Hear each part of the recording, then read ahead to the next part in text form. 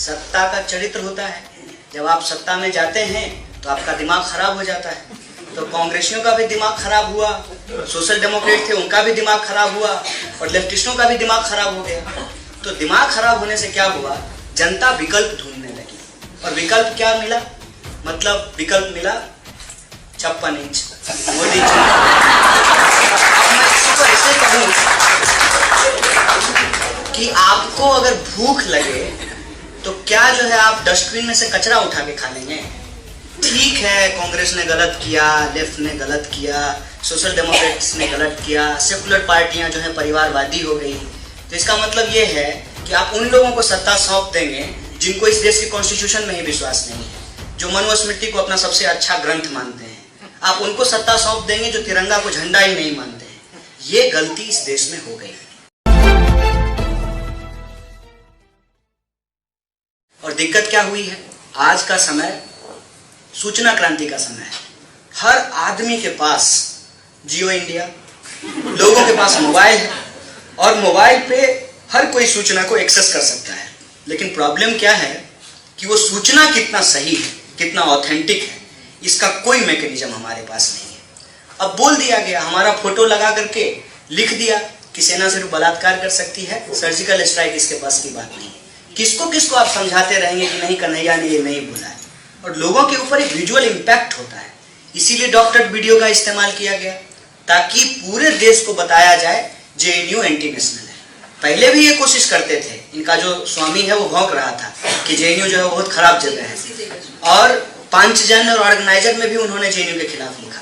लगातार वो लिखते रहते हैं लेकिन वो सक्सेस नहीं हो रहे थे। लेकिन डॉक्टर वीडियो और राज्यसभा पहुंचने का लोभ, ये दोनों जब एक हो गया तो देखिए कितना पावरफुली लोगों के इमेजिनेशन पे कब्जा किया गया, पॉलिटिकल इमेजिनेशन को कैप्चर किया गया कि एक बड़ा सेक्शन जो है उससे इन्फ्लुएंस हो गया था।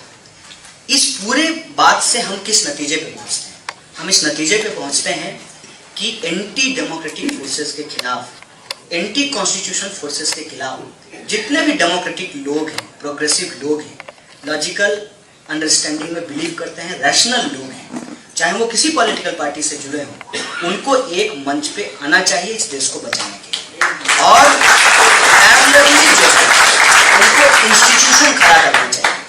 और वो इंस्टीट्यूशन जब हम खड़ा करेंगे मीडिया हाउस के अंदर भी, और जब हम मीडिया की बात करते हैं इसका बड़ा ही विस्तृत फलक है, सोशल मीडिया के अंदर भी, और हम अल्टरनेटिव मीडिया की भी बात कर सकते हैं। और जो अवेयरनेस का प्रोग्राम है उसको हम कंटिन्यूअसली इसलिए चलाएं ताकि सही सूचना लोगों तक पहुंचाई जा सके। और उसी की कोशिश के रूप में मैंने ये किताब लिखी है।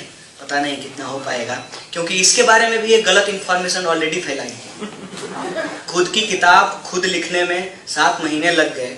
3 महीने में ही उन्होंने इसी टाइटल से मेरे नाम को, मेरा नाम कन्हैया है, उन्होंने कन्हैया लिख करके इंटरनेट पे ऑलरेडी डाल दिया है। तो वो इतना, एक और किताब, पैरोडी किताब ऑलरेडी इंटरनेट पे डाल दी गई है। तो ये जो वॉर ऑफ परसेप्शन है, इस वॉर ऑफ परसेप्शन को हमको हेड ऑन लेना पड़ेगा। तमाम तरीके के न्यू मीन्स का इस्तेमाल करके इस पॉलिटिकल लड़ाई को आगे बढ़ानी होगी।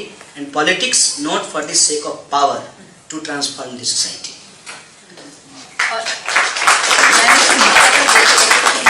This book is an ode to JNU और आपका उन JNU के साथ जो रिलेशनशिप है, बट आई थिंक अब तक सब ऑडियंस में सब जान चुके हैं कि आपने ABVP के बारे में भी क्या लिखा होगा। तो मैं ये अगला प्रश्न मैं आपको ये पूछना चाहती हूँ कि ये क्या JNU में आकर के ABVP के बारे में आपने आइडियाज़ फॉर्म किए, या फिर पहले से जब आप पटना में थे या फिर गांव में थे तब से आपको लगा कि ये आइडियोलॉजी मुझे ठीक नहीं बैठती है? नहीं, मैं कहता हूँ कि JNU और पटना से पहले मेरे गांव से ही मुझे ये बात पता चल गई। इनके बारे में ज़्यादा कुछ पता नहीं था, लेकिन इतना ज़रूर पता था कि ये लोग गांधी की हत्या में शामिल थे। और गांधी से असहमत होने के बावजूद गांधी का एक कंट्रीब्यूशन मुझे लगता था। और मैं बता देता हूँ, बेगूसराय में अच्छी बातें तो हैं, एक सबसे बुरी बात यह है कि बहुत ही फ्यूडल जगह है। इसीलिए अम्बेडकर के बारे में मुझे पढ़ने लिखने को बेगूसराय में कोई अवसर नहीं दिया गया। अम्बेडकर के बारे में सिर्फ हम यही जानते थे कि उन्होंने संविधान लिखा है। इसके अलावा एनिहिलेशन ऑफ कास्ट जैसी किताब भी उन्होंने लिखी है, ये जानकारी मुझे बेगूसराय में नहीं मिली। ठीक है, तो लेकिन गांधी के बारे में हम लोगों को बहुत पढ़ाया जाता था। गांधी जयंती, लाठी, चश्मा, अहिंसा, सत्य, सब कुछ समझाया जाता था। तो हमको लगता था कि सब कुछ ठीक है, क्योंकि किसी भी नौजवान को भगत सिंह ज़्यादा फैसिनेट करते हैं, मुझे भी करते थे।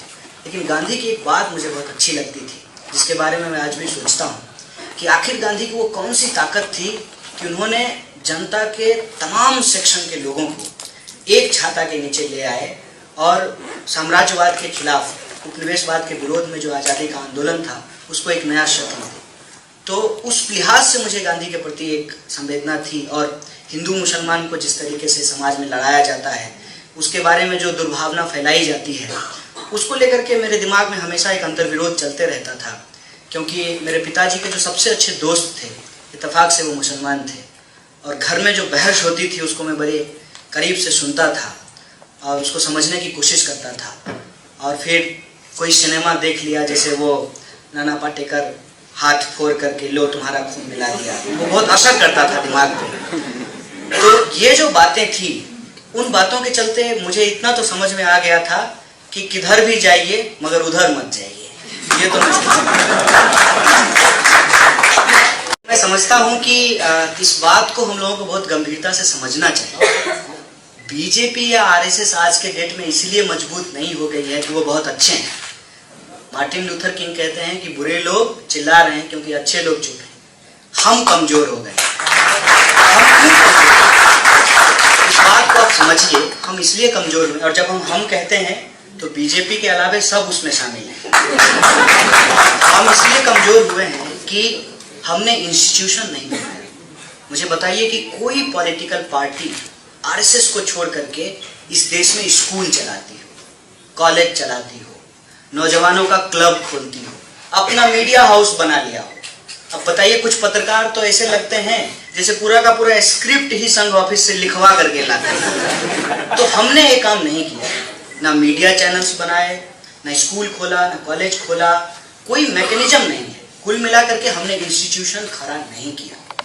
डेमोक्रेटिक इंस्टीट्यूशंस जो हैं, जिसको हम कहते हैं पब्लिक इंस्टीट्यूशंस पे हमेशा सरकार का, अथॉरिटी का इन्फ्लुएंस होता है थ्रू डेमोक्रेसी। और ये बहुत आसान है, first past the post system में ये बहुत आसान है कि माइनॉरिटी का वोट लेकर के मेजोरिटी की सरकार बना ले और उस पर कब्जा करके वो उसके पूरे के पूरे चरित्र को, उसके पूरे के पूरे कैरेक्टर को, पूरे के पूरे इतिहास को 5 साल में बदल करके रख सकते हैं। हम लोग फुल्ली डिपेंड करते थे एनसीईआरटी पे, आईसीएसआर पे, ये जो इंडिया इंटरनेशनल सेंटर है इस पे। सरकार बदलेगी, इसका पूरा का पूरा चरित्र बदल जाएगा।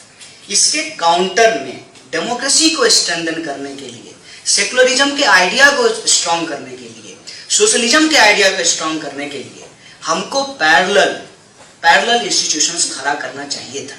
ये गलती कांग्रेस भी की और बाकी लेफ्ट पार्टियों ने भी किया, बाकी सोशल डेमोक्रेटिक जो पार्टियां हैं उन लोगों ने भी किया। नतीजा क्या हुआ? सत्ता का चरित्र होता है। जब आप सत्ता में जाते हैं तो आपका दिमाग खराब हो जाता है। तो कांग्रेसियों का भी दिमाग खराब हुआ, सोशल डेमोक्रेट थे उनका भी दिमाग खराब हुआ, और लेफ्टिस्टों का भी दिमाग खराब हो गया। तो दिमाग खराब होने से क्या हुआ? जनता विकल्प ढूंढने लगी। और विकल्प क्या मिला? मतलब विकल्प मिला 56 इंच मोदी जी। अब मैं इसको ऐसे कहूं कि आपको अगर भूख लगे तो क्या जो है आप डस्टबिन में से कचरा उठा के खा लेंगे? ठीक है, कांग्रेस ने गलत किया, लेफ्ट ने गलत किया, सोशल डेमोक्रेट्स ने गलत किया, सेकुलर पार्टियां जो है परिवारवादी हो गई। तो इसका मतलब ये है कि आप उन लोगों को सत्ता सौंप देंगे जिनको इस देश के कॉन्स्टिट्यूशन में ही विश्वास नहीं है, जो मनुस्मृति को अपना सबसे अच्छा ग्रंथ मानते हैं। आप उनको सत्ता सौंप देंगे जो तिरंगा को झंडा ही नहीं मानते हैं। ये गलती इस देश में हो गई। और जो जन आंदोलन हुए, उस जन आंदोलन में हाफ पैंट को छुपा करके ऊपर से धोती पहन करके ये शामिल हो गए, उसको भी आप लोग नहीं देख पाए। तो ये बहुत आसानी से पिछले 100 साल में, 100 साल होने वाला है, मेहनत करके इंस्टीट्यूशंस बनाते रहे और इसको हम लोगों ने सीरियसली नहीं लिया। हर इंस्टीट्यूशन में घुस करके, आईआईसी के भी मेंबर हो गए, तमाम तरीके के इंस्टीट्यूशंस के अंदर घुस करके ये डेमोक्रेसी को कमजोर करते रहे, कॉन्स्टिट्यूशन को फालतू बताते रहे, बाबा साहब को सबसे बेकार आदमी जो है लोगों के जहन में शामिल करते रहे। हिंदुस्तान के बंटवारे के लिए गांधी को जिम्मेवार ठहरा दिया, और जो कि पूरी कहते हैं ना वेलफेयर स्टेट का जो कॉन्सेप्ट था, उस कॉन्सेप्ट को ही फालतू बता दिया।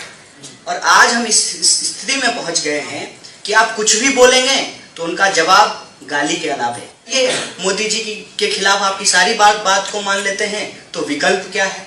अब वो इस स्थिति में पहुंच गए हैं 2.5 साल के बाद। कल को तो ये भी कह सकते हैं कि चुनाव पे बहुत खर्चा होता है और चुन के भी जो है शराबी लोग आते हैं, अनैतिक लोग आते हैं, तो चुनाव ही बंद कर दो। अब आप देखिए, ये नॉर्मल चर्चा में होता था। ट्रेन में मैं जब जाता था बेगूसराय से पटना, बिहारी लोग ट्रेन में पॉलिटिक्स पे सबसे ज्यादा चर्चा करते, तो वो जो है कहते थे कि इस देश में मिलिट्री राज कायम करना चाहिए। बताइए अब वो दिन दूर है क्या? वो दिन अब दूर नहीं है। किस तरीके से लोगों की साइकोलॉजी को धीरे धीरे बदला गया।